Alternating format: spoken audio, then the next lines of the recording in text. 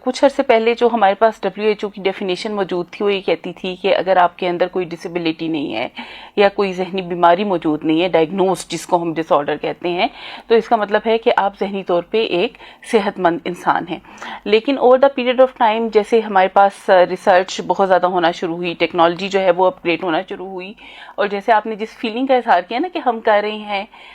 Physically functioning میں ہم بالکل ٹھیک ہیں لیکن ہم پرسکون نہیں ہیں یا ہم جو ہیں خوش نہیں ہیں اس تمام کام کو کرتے ہوئے، تو اس میں انہوں نے ایک ڈیفینیشن کا پارٹ جو ہے اس میں ایک اضافہ کر دیا، اور انہوں نے کہا کہ نہ صرف بیماری نہیں ہوگی بلکہ اس میں کچھ ایسی چیزیں موجود ہوں گی جو کہ ایک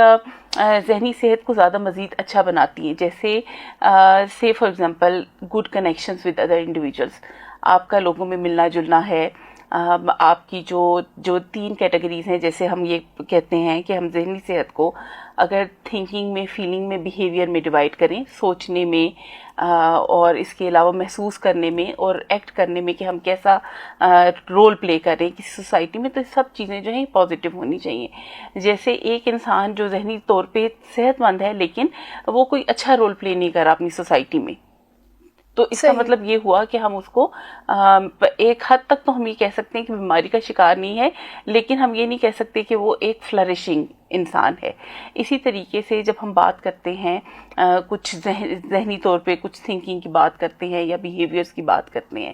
تو ہم یہ کہتے ہیں کہ ہم فیلنگز میں ہمارے پاس جو ہیں، ہمارے پاس کچھ جذبات ایسے ہیں جو کہ مثبت ہوتے ہیں، کچھ جذبات ایسے ہیں جو کہ منفی ہوتے ہیں. تو مثبت آپ کے جذبات کا موجود ہونا، آپ کو یہ معلوم ہونا کہ منفی جذبات جو کہ نارملی ہر انڈیویجول کے اندر آتے ہیں، آپ نے اس کو کس طریقے سے ٹیکل کرنا ہے، اس کے لیے کیا اسٹریٹجی یوز کرنی ہے، تو یہ سب چیزیں جو ہیں یہ ہماری مینٹل ہیلتھ کی ڈومین میں آتی ہیں.